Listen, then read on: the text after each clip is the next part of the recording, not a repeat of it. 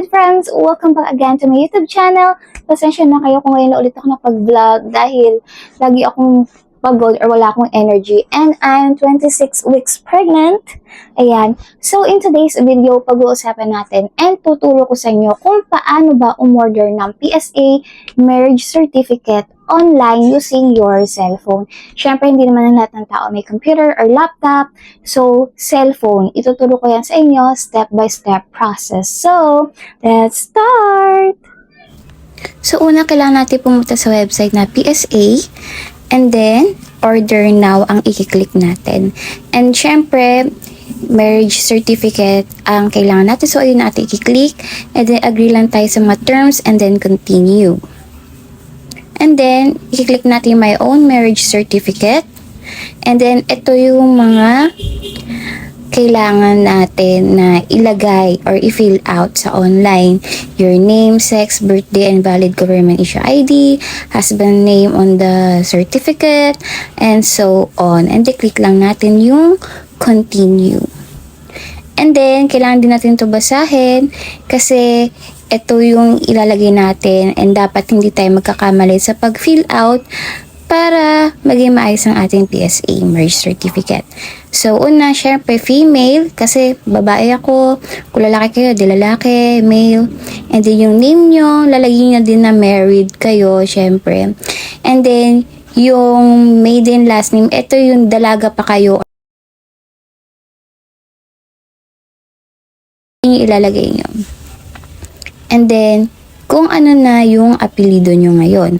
So, itatype nyo siya. So, ayan siya. So, yung lalagay nyo sa name, yung pagkabinata nyo or pagkadalaga pa lang kayo. And then, birthday, ilalagay lang natin kung kailan kayo nag-birthday. Ayan. And then, ito yung mga government ID na pwede nyo ipakita sa courier, katibayan na kayo yung tumanggap or kayo yung nasa PSA marriage certificate. Kasi, pwede kayong magpa door to door or kukunin na lang. Pero, syempre, mas maganda yung door to door na. So, ito yung ipapakita nyo. Katibayan. Ayan. So, pili lang kayo dyan. So, ang pinili ko ay itong SSS. Then, continue.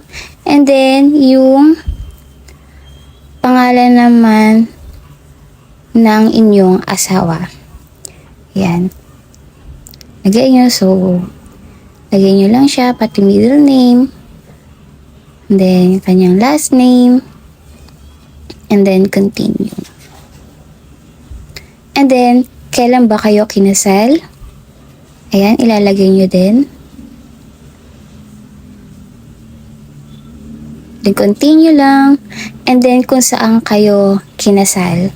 So, kinasal, kuwari kayo sa Malolos. So, lagay nyo Bulacan and then yung Malolos. Ayan. Then, click continue. Ganyan lang naman kasimple. And then, purpose of your request. So, pipili kayo dyan. Pero ako, ang pinili ko yung others. And then, nilagay ko to have a copy. Kasi wala pa kaming copy ng marriage certificate. So, mas maganda na din others na lang ang ilagay nyo. Ayan. And then, ayan, mamimili kayo. Door to door or pick up. So, mas maganda na yung door to door para direct na lang sa bahay. So, ilalagay nyo lang dyan yung address kung saan ipapadala. So, recipient, ikaw. So, ilagay nyo lang yung house number nyo. Ayan, saan kayo nakatira. Barangay. Then, automatic na zip code. And then, mobile number in case of, kailanganin. And then, email address para sigurado. Then, continue nyo lang. So, ayan. Kailangan nyo din reviewin. Baka may mga mali. So, ayan. So, 365 pesos ang isang copy ng PSA marriage certificate. And then, pipili kayo dito, ikaw ba magre-receive or ibang tao. So, i-click nyo lang naman So, pag ibang tao, ayan, may kailangan kayong i-check. Ayan. Pero kung kayo, click continue and then I confirm din. And then, dito kayo pipili kung saan kayo magbabayad. GCash ba, Paymaya, 7-Eleven, DragonPay, Palawan, yun lang. So, my vlogging friends, ayan ang ating vlog for today. And gusto ko nga lang pala i-flex sa inyo itong aking tumbler. So, binili ko to sa Aquaflask and ito ay 40 oz. So, napakaganda nitong gamitin, no? Lalo na kung kailangan nyo uminom ng maraming tubig.